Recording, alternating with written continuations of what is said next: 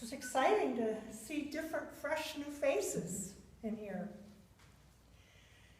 So what I'd like to do to begin with is just take us into a quiet place where we can really center ourselves and be in this space. So if you like, just close your eyes and take a nice deep breath in, and on your exhale, just let all tensions go, everything release. Take another nice deep breath in,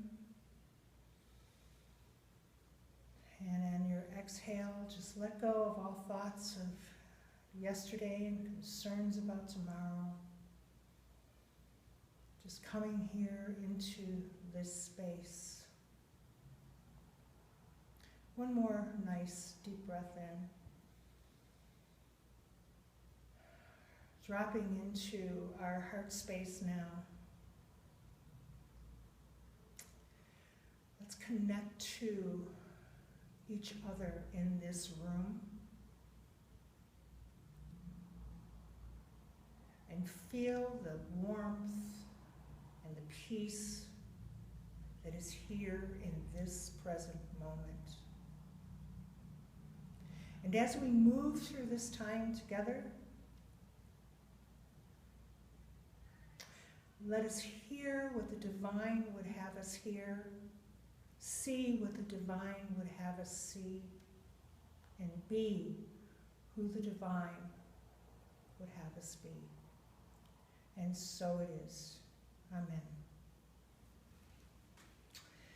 All right, so tonight we're going to talk about some ways to live sanely in an insane world. And it's pretty insane out there, I think, right now, especially.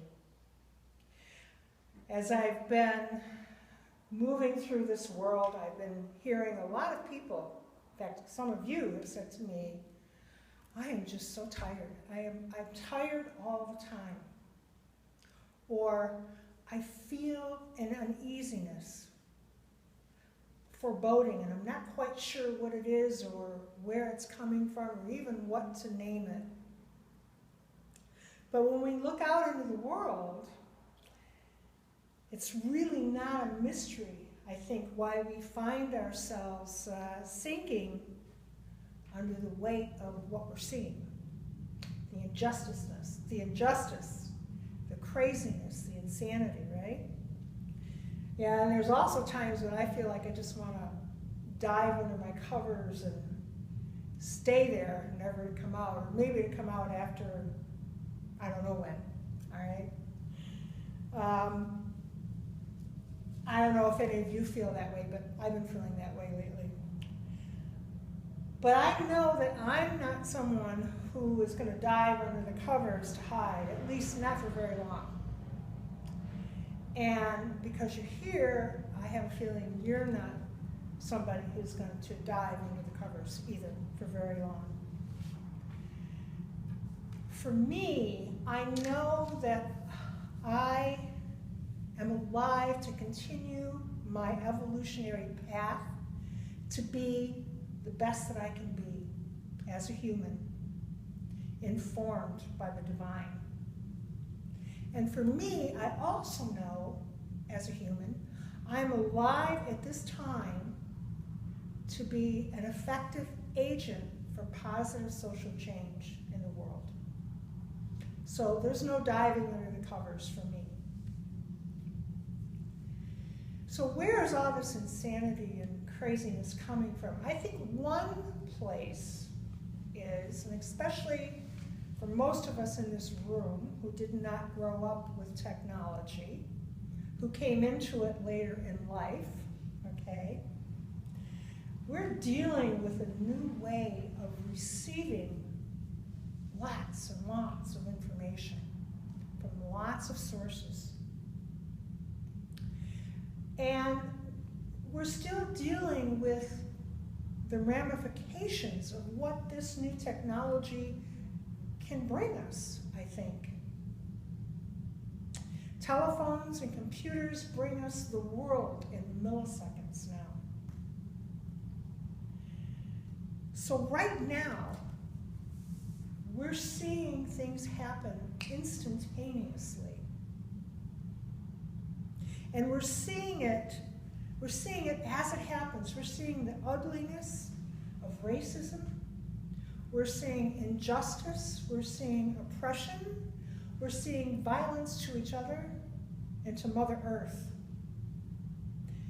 And we haven't seen things this way before. It's in our face now, all the time. So no wonder we're feeling tired. And we're feeling a sense of foreboding, okay? Everything that has been in shadow in our world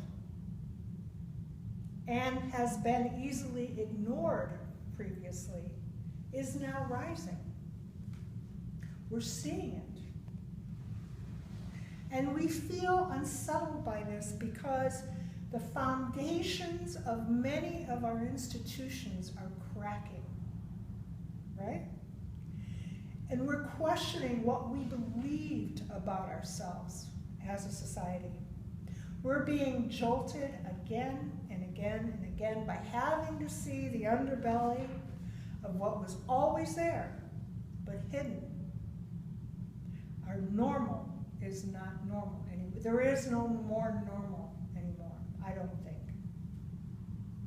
Just for an example of what's being shaken, we've always had ideologies, especially in the Western world, about what constitutes good economic development.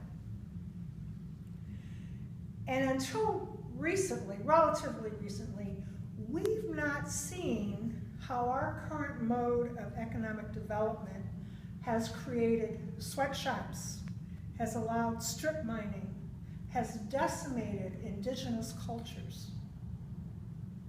That wasn't seen before, but it's being seen now. We might have been aware of it, but we could choose not to see it. Okay. Here's another example.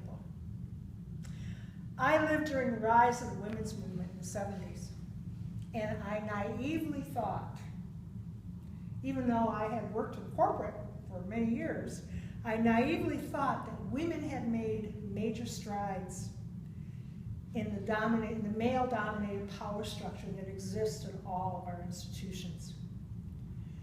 Now, it's becoming clear to me that what happened in the 70s during the women's movement, and from then until now, has only been very tiny baby steps in dealing with the misogyny, and we've only just scratched the surface of that issue. So no wonder we're tired, no wonder we're feeling angst. But, you know, we can add to the insanity and the craziness by